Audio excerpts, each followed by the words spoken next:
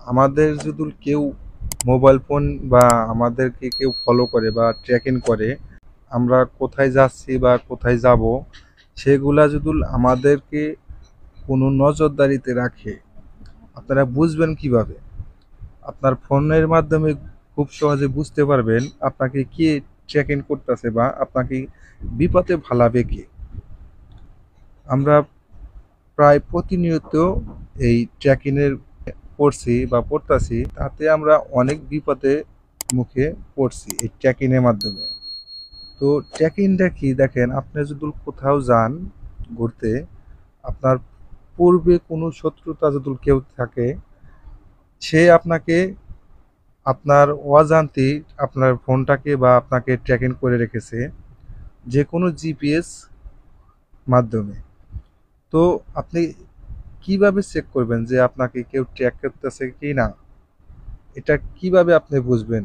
আজকে আমি যে সেটিংসটা দেখাবো আপনাকে আপনার ফোনে, এই সেটিংসটা যে আছে, এই সেটিংসটা অন থাকলে পারি খুব সহজেই জানতে পারবেন আপনাকে কে কে ট্র্যাকিং করতেছে। এই অপশনটা যদি চালু থাকে তাহলে আপনি বিপদের হাত থেকে বাঁচতে পারবেন। তো আমরা দেখাবো মূল বিষয়টি। তো চলে যাব আমরা ফোনের সেটিংসে।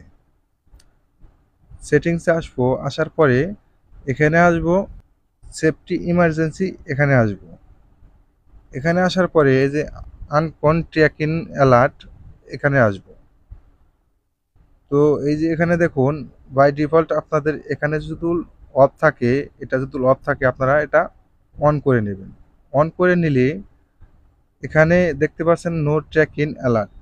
আমার এখানে গেলে কোনো আমাকে ট্র্যাকিং করতেছে না, এখানে আমার শো করতেছে।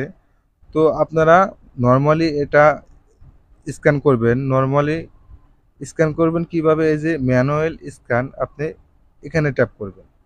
এখানে ট্যাপ করলে এখানে দেখতে পাচ্ছেন চেক ইন ফর ট্র্যাকিং। এখানে আপনাকে ডিভাইসটি চেক করতেছে যে কেউ ট্র্যাক করছে কিনা।